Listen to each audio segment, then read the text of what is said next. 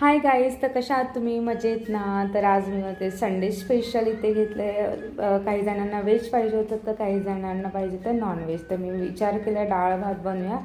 तर इथे मिक्स डाळ घेतली, कांदा टमॅटो वगैरे टाकून घेतला आहे आणि तेल वगैरे तर आमच्या गावच्या पद्धतीने बनवते.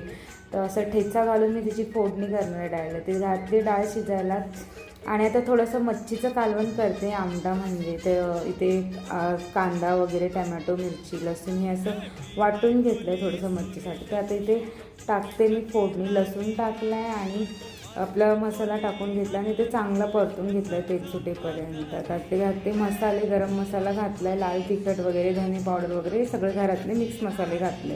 ते चांगलं परतेपर्यंत मस्त हलवून घेतलं आहे आणि त्याच्यानंतर थोडीशी कोथिंबीर घालून घेतली आणि नंतर मच्छी टाकून घेतली. मच्छी टाकल्याच्या नंतर बघा तुम्ही मच्छीला मसाला लावेपर्यंत मस्त हलवून घेऊया.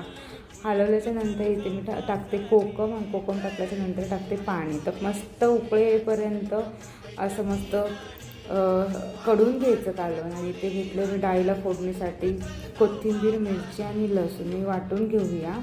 आणि वाटण झाल्याच्यानंतर चला डाळीला फोडणी टाकूया आपण. तर मी आता इथे घेते डाळीला फोडणी करायला.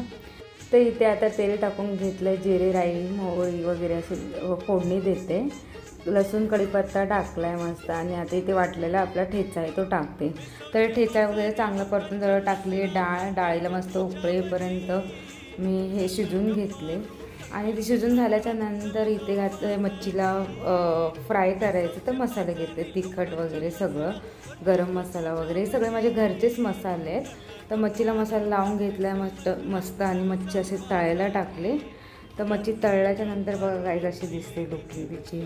तर अशा पद्धतीने मी आज संडे स्पेशल डिश बनवली आहे. तर गाईज प्लीज मला सपोर्ट करा, सबस्क्राईब करा, कमेंट करा. बाय बाय गाईज, असे सपोर्ट करा. Bye bye.